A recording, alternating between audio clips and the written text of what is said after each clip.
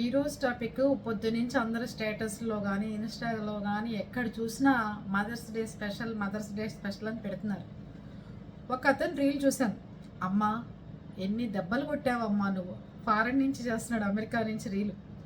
అమ్మా ఎన్ని దెబ్బలు కొట్టావమ్మా నన్ను, అయినా నేను అవన్నీ మర్చిపోయి నీకు మదర్స్ డే చెప్పానమ్మా. అమ్మా ఎక్స్ తెమ్మంటే ఆ ఎక్స్ కోసం కవర్ ఇవ్వరా అంటే కిరాణా షాపు వాడు ఇవ్వకపోతే ఆ కవరు నేను చేతిలో పట్టుకొస్తే ఆ ఎక్స్ పగిలిపోయినప్పుడు కూడా నువ్వు నన్ను ఎన్నిసార్లు కొట్టావమ్మా. అయినా సరే మదర్స్ డే వచ్చి అందరూ స్టేటస్లు పెట్టినప్పుడు నీకు మదర్స్ డే చెప్పానమ్మా. బల్లపం ఇరిగిపోయినా, పెన్సిల్ పోయినా, పెన్ను పోయినా చిత్త కొట్టేసావు కదమ్మా, అయినా హ్యాపీ మదర్స్ డే అమ్మా. ఇంకో విషయం, అమ్మ తొడపాసాలు పెట్టి గుర్తులు ఇప్పటికీ ఆ కాళ్ళు అలాగే ఉన్నాయమ్మా. నిన్ను మర్చిపోవడం సాధ్యం కాదమ్మా, నువ్వు నా దేవతవమ్మా. ఇన్ని దెబ్బలు కొడితే నేను ఎగిరి వచ్చి అమెరికాలో పడ్డానమ్మా అని చెప్పి ఆ కొడుకు చేస్తున్న రీల్స్ చాలా బాగున్నాయి, అందరూ చెప్తున్నవి. అంతేకాకుండా ఇంకో అతను మదర్ చిన్నప్పుడే చనిపోతే ఆవిడ జ్ఞాపకార్థం కొంత లేని పిల్లలకి చదివించడం చేయటం అమెరికాలో ఉండి చేస్తున్నాడు. అతను రీల్ పెట్టాడు ఇవాళ. ఇలా చాలామంది ఒక్కొక్కళ్ళు వాళ్ళకి తగ్గట్టు చేస్తున్నారు. అంతు లేనిది అమ్మ ప్రేమ. ధైర్యం అంటే ఎవరంటే అమ్మ. ఎక్కడికి వెళ్ళినా మన్ని నీడలాగా వెంటాడేది అమ్మ. మనము సప్త సముద్రాలు దాటినా మనకి అక్కడ ఏం జరుగుతుందో అని ఇక్కడి నుంచే కనిపెట్టగలిగేది అమ్మ. అట్లాంటి పవర్ఫుల్ వాక్యాలు చెప్పాలి అంటే అమ్మకే చెప్పగలుగుతాం. ఇవాళ అందరూ స్టేటస్లు పెట్టాం, అందరం అన్నీ చేసాం.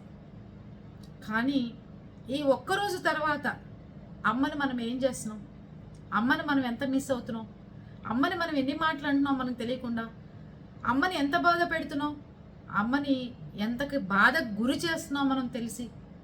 ఒక్కరోజు అమ్మని తీసుకెళ్ళి హోటల్కి తిప్పేసి, లేకపోతే చక్కగా ఆవిడ చేత కేక్ కట్ చేయించి మంచి చీర గిఫ్ట్గా ఇచ్చి 4 రోజులు చక్కగా అమ్మతో కబుర్లు చెప్పేసేసి ఉంటే సరిపోతుందా?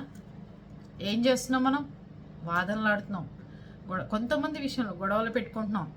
అమ్మ నీకు పెద్ద కూతురు అంటేనే ఇష్టమని ఒకళ్ళు, నీకు చిన్న కూతురు అంటేనే ఇష్టమని ఇంకోళ్ళు, నీకు వీళ్ళిద్దరు కాదు అన్నయ్య తమ్ముడు అంటేనే ఇష్టమని కొంతమంది. ఇలా ఒక్కొక్కళ్ళ ఇళ్ళల్లో ఒక్కొక్క రకంగా అమ్మని బాధ పెడుతున్నారు. కూతుర్ల కంటే కోడళ్ళు ఎక్కువైపోయారా, కోడళ్ళేమో మేము రోజు చేసే చాకరీ మేము సరిపోదా, కూతుర్లు ఎక్కువేరా అని ఈ అమ్మని అన్ని రకాలుగా నలిపేస్తున్నాం మనం. అవునంటారా కాదంటారా? మదర్స్ డే అంటే అమ్మ జ్ఞాపకాలు, అమ్మ ప్రేమ, అమ్మ గుర్తులు, అమ్మ ధైర్యం, అమ్మవన్నీ ఉండాలి అని చెప్పి మనం అమ్మ ఫోటోలు దిగేసి అందరం పెట్టేస్తాం. కానీ దాని తెల్లారి నుంచి అమ్మకి జరిగే అవమానం, అమ్మ మనకి చెప్పుకోలేకుండా లోపల కృంగిపోతున్న బాధలు ఎవరికన్నా తెలుసా? కొడుకుల విషయమే తీసుకుందాం. చాలా బాగా చూసుకుంటారు అమ్మని, బాగుంటుంది, అంతా బాగుంటుంది. కానీ కూతుర్లు ఇంకా బాగా చూసుకుంటారు.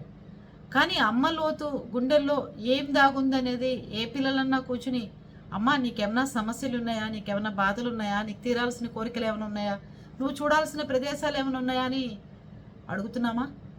అడిగిన వాళ్ళకి చాలా థ్యాంక్ యూ సో మచ్ అండి. ఎట్లాంటి పిల్లలు అర్థం చేసుకుని అడిగి అమ్మనికి ఏం కావాలో చేస్తున్న వాళ్ళందరికీ. అడిగిన వాళ్ళు ఉంటే అడిగేయండి.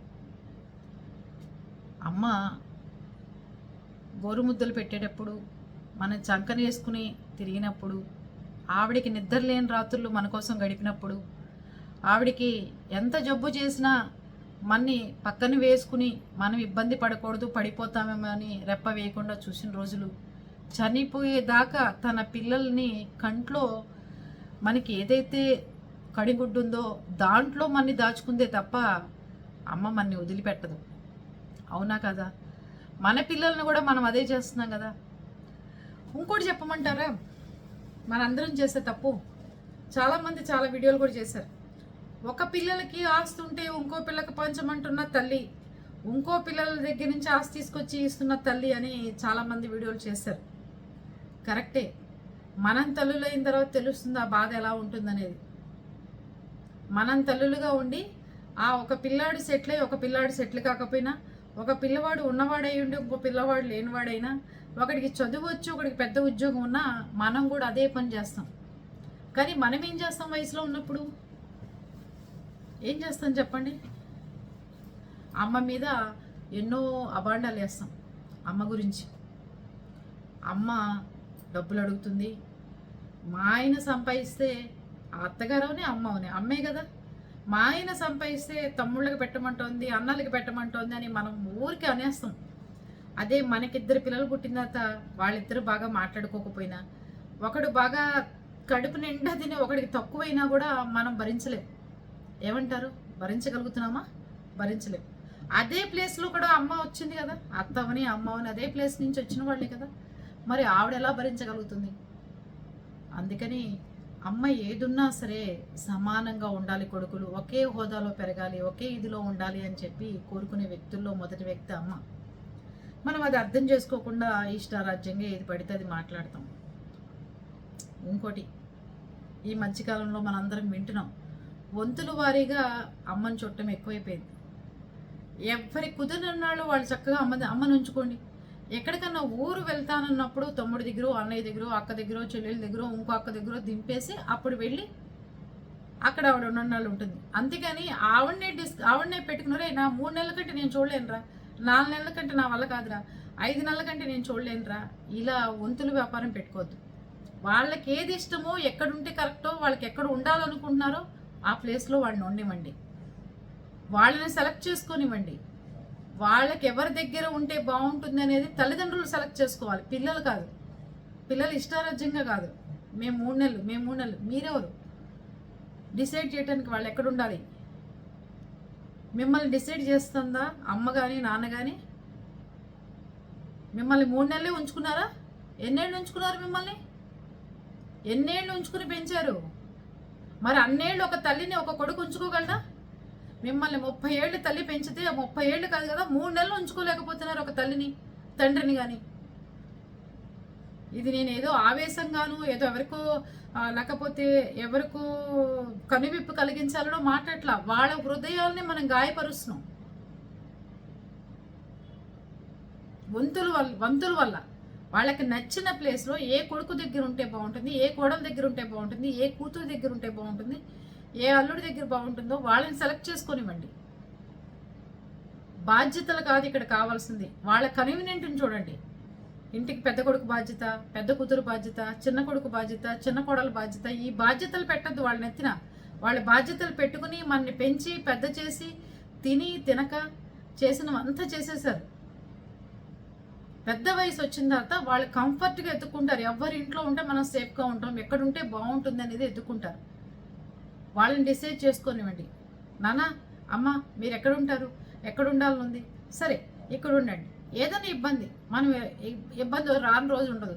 ఇబ్బంది వచ్చినప్పుడు చక్కగా కారు వేసుకెళ్ళి నాన్న ఇలా ఊరెళ్ళి వస్తాం, అమ్మ ఇలా ఊరెళ్ళి వస్తాం అని దింపేసేయండి.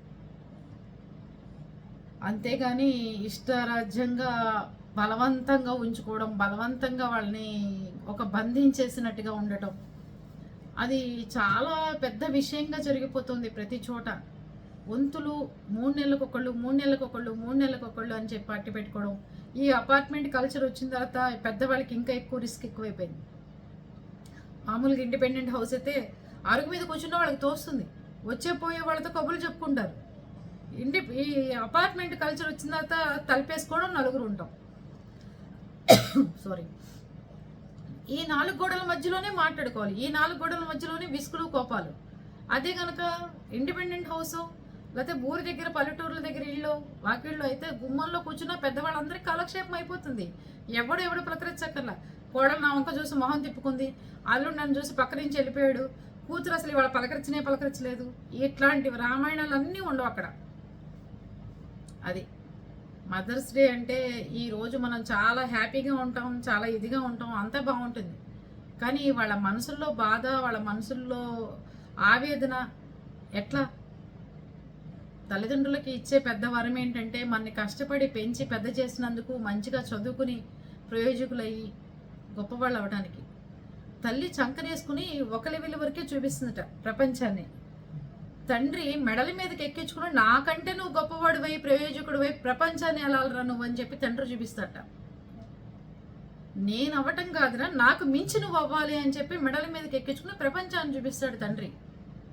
ఇవేవి తెలుసుకోకుండా మూర్ఖుల్లాగా తండ్రి అంటే తల్లి అంటే ఏదో మా మీద పడ్డారు, మా మీద భారాలుగా మిగిలిపోయారు, మేము ఇంకా చేయలేకపోతున్నాం, మాకు ఓపికలు లేవు, మాకు అది లేదు, వీళ్ళకి ఎందుకు మా పాలిట పడ్డారు అంటే వాళ్ళకి కూడా డెలివరీ రోజు కూడా అమ్మకు ఓపిక ఉండదు, అయినా పాలిస్తుంది పిల్లలకి.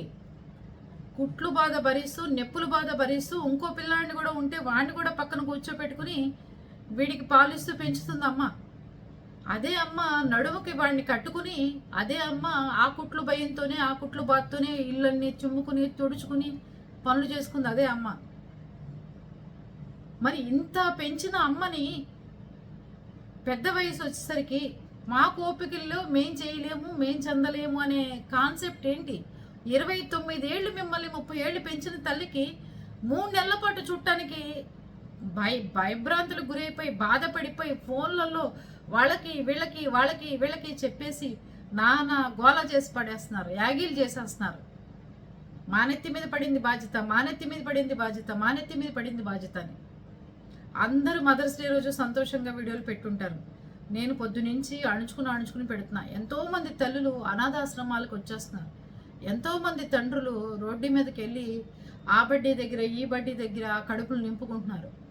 ఇట్లాంటి పరిస్థితుల్లో పిల్లలు ఉన్నారు. మదర్స్ డేకి లక్షల్లో కోట్లల్లో జనం ఉంటే మనము ఒక 10 మందో 20% పిల్లలే బాగా చూసేవాళ్ళు కనిపిస్తున్నారు. తక్కిన వాళ్ళందరూ ఫోన్లు చేయాలంటే ఇది విసుగు, కోపాలు, ఎన్ని రకాల. ఇక వాళ్ళు పెద్దవాళ్ళు వచ్చినంత వాళ్ళు చూసారా చూడలేదా అది పెద్ద కాన్సెప్ట్, అది వేరేది. కానీ మదర్స్ డే రోజు చెప్పేది ఏంటంటే అమ్మ మనసు తెలుసుకుని, అమ్మ ఇబ్బంది కనుక్కుని, అమ్మ బాధ్యతలు చూసుకుని, ఈరోజు మీ ఇంటికి వచ్చే టయానికి అమ్మ డబ్బులు లేనిది అవ్వచ్చు, కానీ ఎన్నాళ్ళు బతుకుతుందో, ఒక 5 ఏళ్ళు బతకచ్చు, 10 ఏళ్ళుగా డబ్బులు లేనిదిగా బతకచ్చు. నువ్వు నీ తల్లి దగ్గర 30 సంవత్సరాలు డబ్బు లేని వాళ్ళలాగా ముష్టివాడిగా ప్రతిదీ బతికావు. నువ్వు నీ చదువు, నీ ఉద్యోగం కానీ, నీ ట్యూషన్స్ కానీ, నీ తిండి కానీ, నీ పెళ్ళి కానీ, నీకు ఇవన్నీ అమ్మ పెట్టిన భిక్షని ఏ రోజైతే ప్రతి కొడుకు కూతురు గుర్తుపెట్టుకుంటారో ఆ రోజు ఆ సంసారాలు బాగుంటాయి. ఈరోజు ప్రతి ఒక్కళ్ళ ఇంటికి రాగానే తల్లిదండ్రులు ఆ పాడిని వీళ్ళు ఏదో హై లెవెల్లో ఉన్నట్టు, వాళ్ళ గతి లేక వీళ్ళ ఇంటికి వచ్చినట్టు బీపీ మందులు కొనాలన్నా, షుగర్ల మందులు కొనాలన్నా, లేకపోతే ఇంకోటి ఏదైనా చేయించాలన్నా పెద్ద బిల్డప్లు ఇచ్చేస్తుంటారు.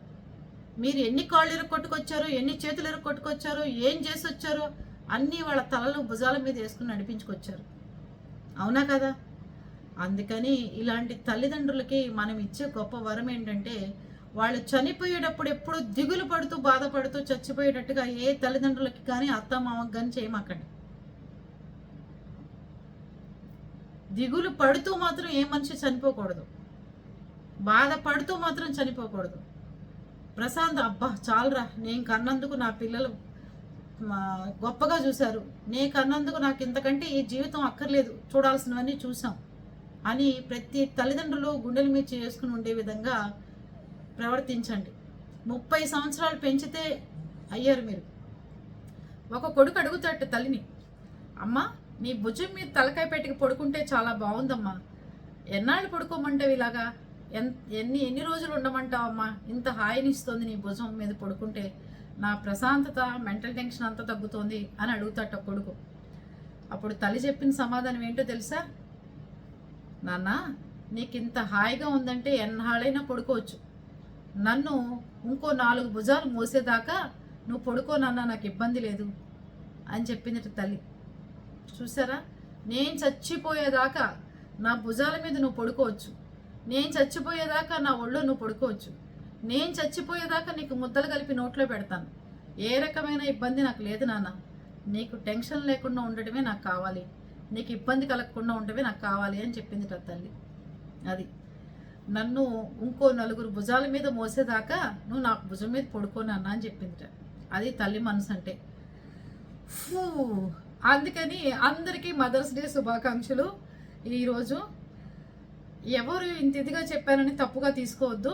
బయట పరిస్థితులు జరుగుతున్నవి, జరగాల్సినవి, మనం చేయాల్సినవి కార్యక్రమాలు బోల్డ్ ఉన్నాయి కాబట్టి తల్లులు ఎవరికి బాధ కలగకుండా, ఇబ్బంది కలగకుండా చూడాల్సిన బాధ్యత మందే. అందరూ అంటారు, అక్కని బాగా చూస్తావమ్మా, చెల్లిని బాగా చూసుకుంటావమ్మా, మమ్మల్ని చూడవమ్మా, నీకు వలపక్షం అమ్మ అంటే తల్లి మనసు చెప్పమంటారా? ఇప్పుడు నాకే 2 పిల్లలు ఉన్నారు. ఏం చేస్తా నేను? ఒకటి తినగలిగిన వాడు ఉంటాడు, ఒకటి తినలేని వాడు ఉంటాడు. తినగలిగిన వాడికి కడుపు నిండా తిన్నానా అని పెడతాం, తినలేని వాడికి కావాల్సింది పెడతాం. తినగలిగిన వాడు తినలేని వాడు వచ్చి వాడికి ఎక్కువ పెట్టావు నువ్వు, దాంట్లోంచి నాకు కూడా తీసి పెట్టంటే వీడు తినలేడు కదా ఇంకంతకంటే. అది తల్లి కూడా భేదాభిప్రాయాలు ఉండవు. మీరు ఎప్పుడైనా కూర్చుని మీ పిల్లలు పెద్దవాళ్ళు అయిన తర్వాత వాళ్ళు కొట్టుకుని మాట్లాడుకోకపోయినా, వాళ్ళకి ఒకడు పైకి వచ్చి మార్కులు బాగా వచ్చి ఒకడు వెనకబడుతున్నా ఆ ఫీలింగ్ ఎలా ఉంటుందో, ప్రతి తల్లిలో కూడా 4 పిల్లలు ఉన్నప్పుడు పెద్దవాళ్ళు అయిన తర్వాత ఒకళ్ళు పెద్దవగా ఉండి, ఒకడు తక్కువగా ఉండి, ఒకడు హై క్లాస్లో ఉండి, ఒకడు లేకపోతే ఆ తల్లి ఫీలింగ్ కూడా అలాగే ఉంటుందని అర్థం చేసుకోండి. అంతేగాని ఒకటి డబ్బంతా ఎత్తుకొచ్చి ఇంకోడికి ఇవ్వటం, ఇంకోటిదంతా ఎత్తుకొచ్చి ఇంకో అమ్మాయికి ఇవ్వటం, ఇలాంటిది ఏ తల్లి చేయదు. పిల్లలు ఆవిడికి సమానంగా కనిపించాలి, పచ్చగా కనిపించాలి, అంతే. అర్థమవుతుందా? ఆవిడ రూపాయి ప్రతిదీ మనకి సమానం అని పెంచినప్పుడు మనం పెంచిన పిల్లల దగ్గర డబ్బులు కూడా అందరికీ సమానంగా ఉండాలని ప్రవర్తిస్తున్నారే తప్ప మీ దగ్గర లాక్కొచ్చి చేయాలని ఉద్దేశం కాదు. వీడియో కూడా లాంగ్ అయిపోతుంది. అందుకని అమ్మ ప్రేమ అంతు లేనిది, అమ్మ జ్ఞాపకం మరుపు రానిది, అమ్మ చేసిన త్యాగం ఎనలేనిది. అమ్మ లేని రోజు ఒంటరి వాళ్ళంగా మిగిలిపోతాం మనం. అమ్మ లేని రోజున మనందరం ఎంత డబ్బున్నా ఏదో వెళ్తే మన మొహాల్లో కానీ మన జీవితాల్లో కానీ కనిపిస్తూనే ఉంటాయి. అందుకని అమ్మ ఉన్నప్పుడే, పేరెంట్స్ ఉన్నప్పుడే బాధ్యతలు చక్కగా చేసుకోండి, వాళ్ళని గౌరవంగా చూసుకోండి. ఓకే.